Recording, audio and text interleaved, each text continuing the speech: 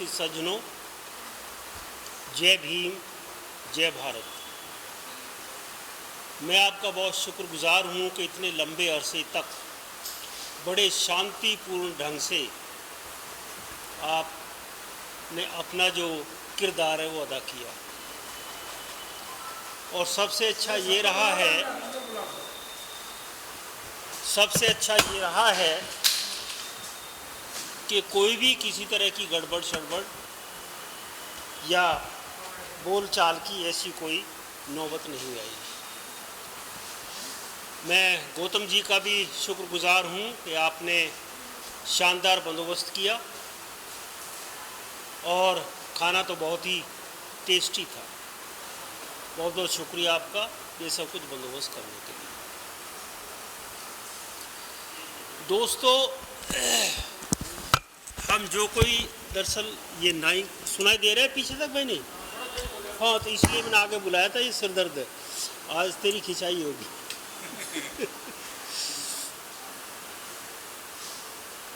दोस्तों, जो हम यहाँ सब बैठे हुए हैं और ये 7-8 घंटे का लंबा हमने सहन किया है, इसके पीछे बहुत बड़ा कारण है। हम सब ने बहुत लंबे अरसे से, मैं भी शामिल हूँ इसमें, बहुत लंबे अरसे से यातनाएं सही हैं, बहुत तकलीफ़ें उठाई हैं जिनका कि यहाँ सभा में बयान नहीं किया जा सकता। हमारे बुजुर्ग, उन्होंने अपने बच्चे जिंदा कैसे रखे, ये एक बहुत बड़ा सवाल है। आज़ादी के टाइम पे सबको ये महसूस हुआ कि आज़ादी मिली, अब अपना राज होगा, अपनी ज़मीन और अपना आकाश होगा। लेकिन 70 साल से सिवाय वायदों के हमें कुछ नहीं मिला। जो लूटने वाले पहले थे वो लूट के ले गए और अभी भी लूट रहे हैं, और हम वही तड़फते रहे जो पहले तड़फ रहे थे। सिर्फ एक घंटी हमारे गले में बांध दी टन टन टन टन करने के लिए रिजर्वेशन की, कि तुम इस घंटी की आवाज़ को सुनो और खुश रहो। लेकिन कितनों को मिला है रिजर्वेशन? कितनों को उसका फ़ायदा मिला है? 85% वाले 15% पे गुजारा कर रहे हैं, और जो 15% वाले वो 85% लिए बैठे हुए। इन दुख और तकलीफ़ों को मैं सिर्फ दो चार शब्दों में बयान कर देता हूँ कि कुछ बात ऐसी है कि मिटती हस्ती नहीं हमारी, सदियों से रहा है दुश्मन जहां हमारा। क्या हमारे बुजुर्गों ने गलती की थी? क्या बुरा किया था जो कि ज़माना हमारे खिलाफ ही रहा है, और हमें मिटाने की हर आदमी ने कोशिश की है, पर हम मिटे नहीं। जरूर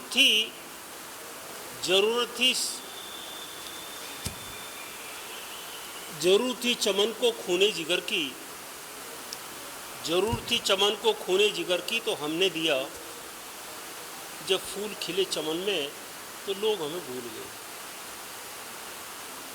मरने गिरने के लिए हम, तकलीफ़ें उठाने के लिए हम, बगीचे को हमने अच्छा किया। भाई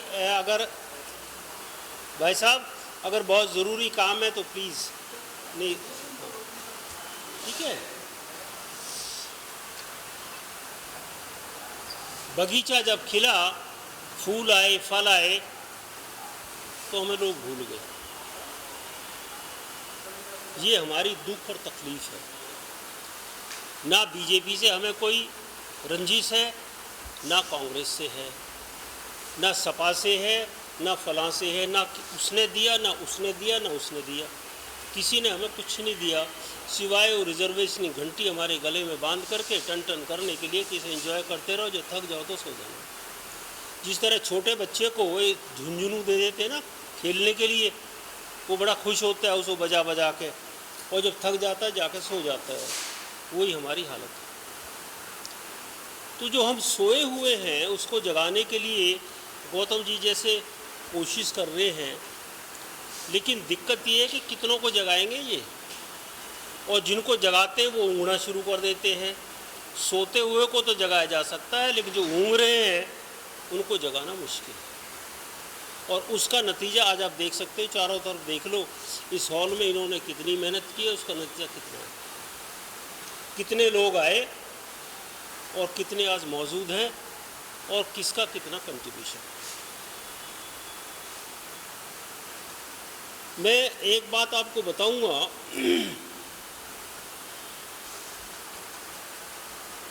हक भीख मांगने से नहीं मिलता। हक भीख मांगने से नहीं मिलता। इसके लिए आपको स्ट्रगल करना पड़ेगा, संघर्ष करना पड़ेगा। और संघर्ष एक आदमी नहीं कर सकता, हमें सब मिलकर करना पड़ेगा। किसी का थोड़ा हिस्सा होगा, किसी का ज़्यादा होगा। मेरे जैसे बूढ़ा लंगड़ा आदमी शायद 2% दे सके, आप जैसा जवान शायद 20% दे दे, लेकिन सबके हमें उस स्ट्रगल की उसकी ज़रूरत है। और भी नहीं तो प्रेरणा तो कम से कम वो दे सकते हैं। और जिस दिन आप इस लाइन पर लग जाओगे, किसी माई के लाल में इतनी हिम्मत नहीं है इस डेमोक्रेसी के अंदर, प्रजातंत्र के अंदर, कि आपकी बात को सुनेंगे। सुनेंगे, सुननी पड़ेगी, लेकिन कमी हमारी है, हम सुना नहीं रहे हैं। हम सब बातें बना रहे हैं। सरदार भगत सिंह हिंदुस्तान में बहुत पैदा होने चाहिए, देश तभी आगे बढ़ेगा, लेकिन वो पड़ोसी घर होना चाहिए, मेरे घर नहीं। क्यों जी, ऐसा ही है ना। तो जब तक हमारा एटीट्यूड रहेगा, जब तक हमें कुछ नहीं मिलेगा। उस एटीट्यूड को बदली करना सबसे पहले ज़रूरी है। कंट्रीब्यूशन हो या ना हो, आपकी मौजूदगी हमारे लिए बहुत प्रेरणा है। अभी हमारी कुछ तकलीफ़ें हैं। अच्छा, संघर्ष हो क्यों नहीं रहा है? आप ये सोचें कि बिना संघर्ष से कुछ हो सकता है? महात्मा बुद्ध जी ने भी तो संघर्ष किया था ना। राजपाट छोड़ा था, ऐशो आराम छोड़ दिए थे, बीवी बच्चे छोड़ दिए थे, जंगलों में भटके। किसके लिए? इंसानियत के लिए, मनुष्यों के लिए। और आज उसके नाम पे धर्म चल रहा है। तो संघर्ष करना में आपको ऐशो आराम छोड़ने पड़ेंगे, कम से कम दिमाग से। तो अभी संघर्ष हमारे चल क्यों नहीं रहे, कामयाबी क्यों नहीं मिल रही है? देखिए भाई, सीधी बात है, गरीब के पास तो हिम्मत नहीं है तो संघर्ष में शामिल हो जाए। जो मिडिल क्लास है उसके पास टाइम नहीं है। गरीब के तो बच्चे एक टाइम भूखे भी सो जाएंगे, मिडिल क्लास बातें ऊपर भी देख रहे हैं, नीचे देख रहे हैं, तो उनके लिए करना पड़ेगा, उसके पास टाइम नहीं है। और जो नेतागण हैं या अमीर हैं, उन्हें संघर्ष करने की ज़रूरत नहीं है, क्योंकि लक्ष्मी जी तो उनके घर अपने आप ही आ जाती है। इसलिए हमें कामयाबी नहीं मिल रही। इन बातों को सोच के मेरी आपसे गुजारिश है, प्रार्थना है, संघर्ष करो, ऐशो आराम को छोड़ो। भगत सिंह अपने घर में पैदा करो, पड़ोसी के यहाँ उम्मीद मत करो। ये देखिएगा कि आपका बहुत ही शॉर्ट पीरियड में, थोड़े से वक्त में ही आपकी काया पलट हो जाएगी। झारखंड से डेलीगेशन आए थे, बहुत लंबे चौड़े, और गवर्नमेंट को डेलीगेशन मथुरा से पहले भेजने पड़े। वहाँ पे इतने आदमी थे कि यहाँ या तो हंगामा मच जाएगा, जो ही मांग रहे दे दो उनको। वो संघर्ष होता है। ना वो लड़े ना मरे, लेकिन उन्होंने अचीव कर लिया जो उन्हें करना था। सर, माइक ले लीजिए, आवाज़ नहीं आ रही, माइक ले लीजिए।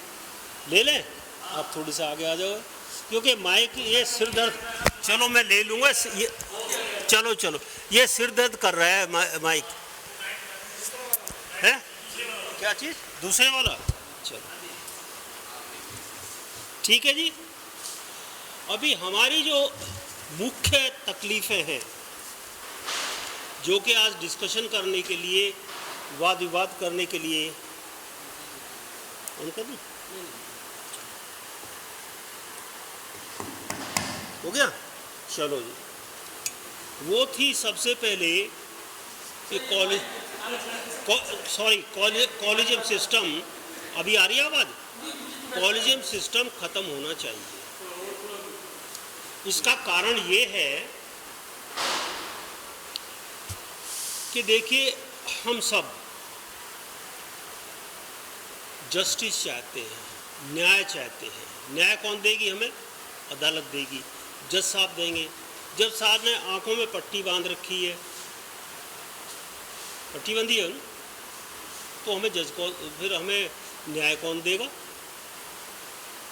आज के न्याय सुन लीजिएगा।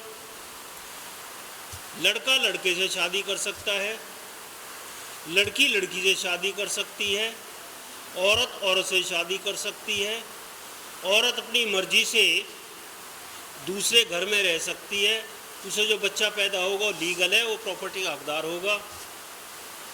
और अभी लेटेस्ट ये है कि ब्याहित है औरत आपकी बंधक नहीं है कि सेक्स आप ज़बरदस्ती करें उसके साथ में, या वो कोई दूसरे के साथ में जाकर न सोए, आप रोक नहीं सकते उसे कि वो बंधक नहीं है, वो जाएगी और आप रोक नहीं सकते, ना तलाक दे सकते। क्या हमारी संस्कृति यही है? क्या हमारे पूर्वजों ने हमें यही सिखाया था? इसीलिए उन्होंने ज़िंदगी अपनी बर्बाद की थी। जो जज आज के फैसला दे रहे हैं, खर्चे जी चले गए हैं, मैं उनसे पूछता कि सुप्रीम कोर्ट में लॉयर हैं, क्या वास्तव में ही हमारे जज जो है बैठे हुए हैं मॉरल और संस्कृति के बारे में कुछ जानते हैं? लॉ तो जानते ही नहीं, ये तो असलियत है, लॉ नहीं जानते।